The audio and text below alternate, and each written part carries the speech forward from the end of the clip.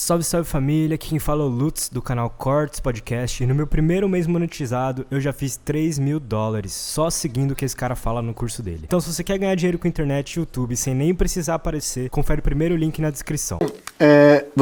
Qual foi, de todas essas experiências que você teve, né, que você viu, qual você acredita que foi a mais indiscutível? Não, esta vez eu não tenho dúvida. Se eu tinha alguma dúvida, não tenho mais. Isso aqui é uma nave extraterrestre. A vez que eu fotografei um objeto em São Bernardo, em 2016. Eu trabalhava na época no Banco do Brasil, e aí eu saí para o almoço, como fazia todos os dias, e a 1h18, exatamente, eu cruzava o canteiro da Avenida São Paulo, ali no bairro Jardim do Mar, em São Bernardo. E aí nisso que eu estou atravessando o canteiro para andar mais uns passos, já chegar no Banco do Brasil, né, e voltar para o meu trabalho normal, eu percebi um brilho no canto esquerdo assim do olho e imediatamente eu olhei. Quando eu olhei era um objeto discoide, metálico, refletindo a luz do sol. Eu não tive dúvida.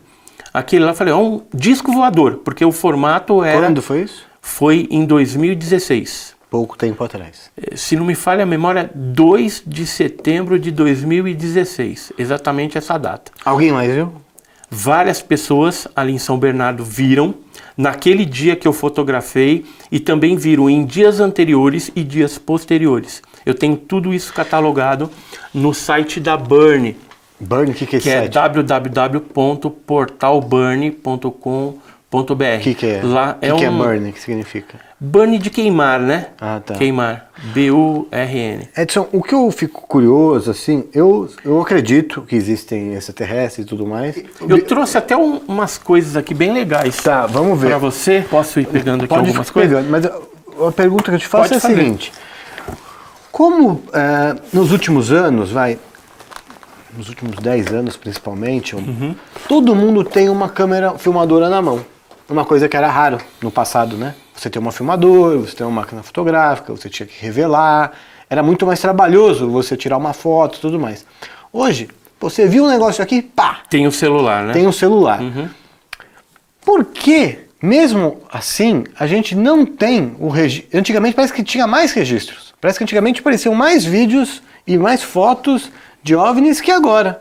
E tem fotos sensacionais no passado também. Recentemente também tem coisas muito interessantes. Embora a gente tenha que dar um desconto atualmente, porque tem muito fake também. Tem muitas pessoas... Mas fake também tinha antigamente. Aliás, era até mais... Tinha, mas era mais difícil você fazer, era dupla exposição, às vezes era um engano fotográfico. Jogava uma panela pra cima, tira uma foto, você fala Também, mas você tinha já naquela época alguns grupos que faziam análise da foto ou do vídeo.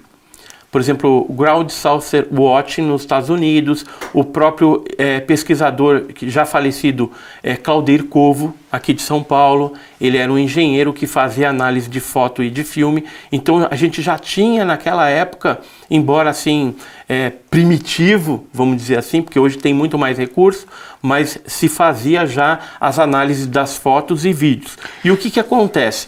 É um ledo engano pensar que só tem imagens desfocadas. Não é verdade. Não, existem objetos porque a minha pergunta é a seguinte. Por que nos últimos 10 anos... por exemplo... Só concluir minha pergunta, eu já quero ver. Isso aqui é de 94, já é uma coisa mais antiga. Mas por que nos últimos 10 anos, onde todo mundo passou a ter uma câmera na mão, a gente era para ter um monte de vídeo. Muito registro. E por que a gente não tem? E eu recebo muitos registros. Em vídeo e foto? Em vídeo, em foto. O que acontece? A imprensa, antigamente, se pegar na década de 80, 90, ela dava bastante atenção para esse fenômeno. Então divulgava muito. Eu tenho muitos recortes de jornais daquela época. Já na época mais recente, o pessoal está preocupado com política, né? Com isso, com aquilo. Então mas se eu saio no OVNI, ele por exemplo, tá imagina se naquele dia que você tinha 14 anos, se você tivesse um celular na mão, você ia gravar, concorda? Com certeza. Ou não. Porque como eu não sabia o que era o fenômeno OVNI, naquela época, então provavelmente eu não gravaria. Não gravaria. Eu não sabia, eu tinha 14 anos. Não, mas se você tivesse um celular... Não gravaria. Mas sua mãe talvez gravasse alguém naquela vizinhança inteira? Talvez, se já tivesse conhecimento do assunto OVNI. Mas nem a minha mãe tinha. A gente não sabia. Não, eu quero dizer o seguinte... Sabe como eu descobri que aquilo ali era um OVNI? Porque eu trabalhava no Banco do Brasil de menor aprendiz, e aí eu cheguei lá conversando com um vigilante do Banco do Brasil ali do Guarujá, que era o Ledinildo Azevedo Ledo de Mello. Ele me falou assim, isso aí que você viu é um OVNI. Vou te apresentar um pessoal de um grupo lá de Sumaré, que era o Eduardo e Oswaldo Mondini. Pensa o seguinte, a gente está num mundo, não sei quantos... no Brasil, praticamente, vamos supor que o Brasil tem 220 milhões de pessoas. Vamos supor que 100 milhões de pessoas têm um celular, vamos supor que 50 milhões de pessoas têm um celular. Por que a gente não tem vídeos disso com uma facilidade? Tipo, você disse que no litoral de São Paulo é muito comum ter. Por que a gente não tem vídeo a rodo disso aí? Tipo, Mas tem, é porque fica não tem. mais... Até onde fica tá? Restrito aos grupos ufológicos, porque a imprensa não dá esse tipo de notícia. Mas hoje você tem no YouTube, por que não posta no YouTube? Tem pessoas que colocam. E são reais? Não, porque não foram analisados.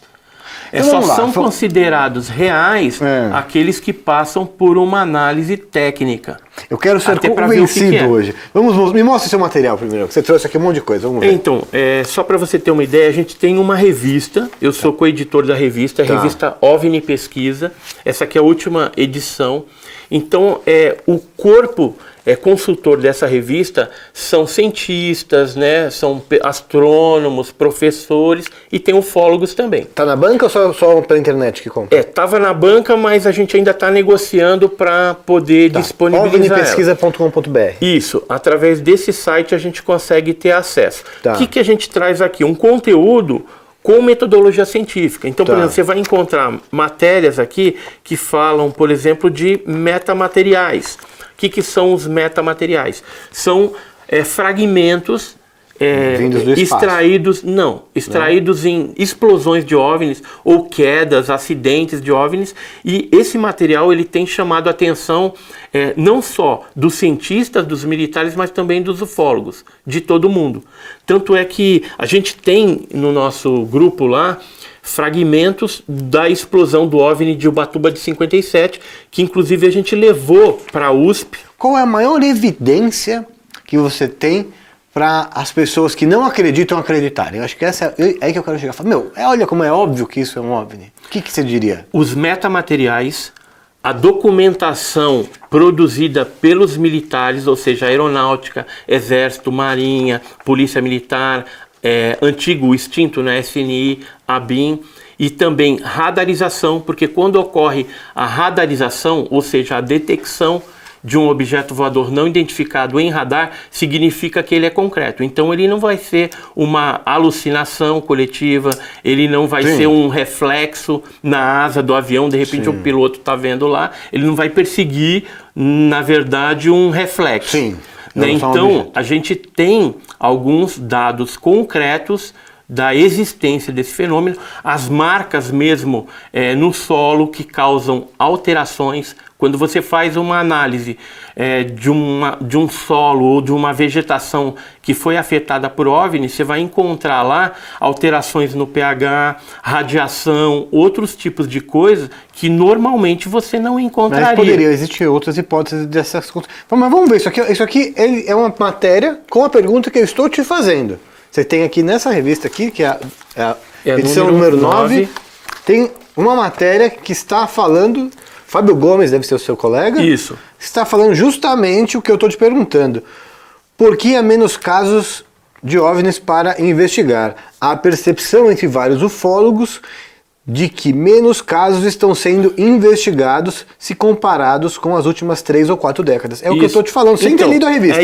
Estaríamos sendo menos visitados ou casos não estão chegando até nós? Então, aí olha lá, hipótese 1, experimento com data de validade. O que isso quer dizer? Esta hipótese parte da suposição de que os nossos visitantes foram atraídos ao nosso planeta, fizeram experimentos, seja observando instalações humanas, contatando ou abduzindo humanos, pesquisando animais vegetais ou quaisquer outras atividades que tivessem feito. De qualquer forma, seriam experimentos com prazo de validade, ou seja, eles não estão visitando mais.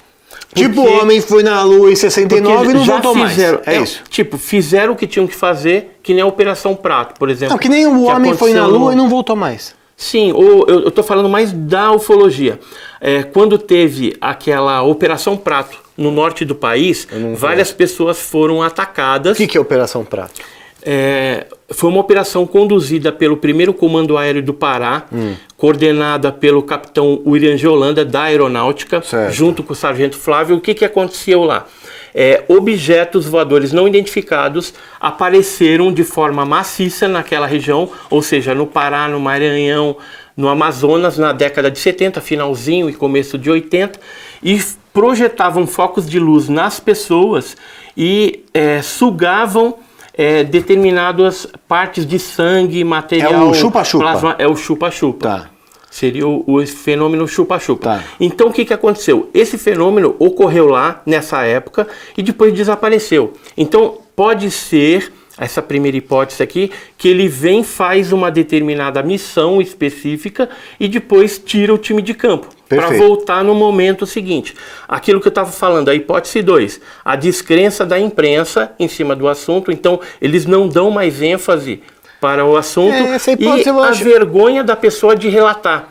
Às vezes porque hoje a gente tem tanta gente falando de tudo, a gente tem espaço para tanta coisa. Mas ainda existe... A imprensa não manda mais, a gente tem YouTube, a gente tem site, tem tudo, tem espaço para todo mundo hoje. Mas ainda existe o estigma colocado na década de 70 e de 80... De que é xarope? De que a pessoa que relatava isso era louca.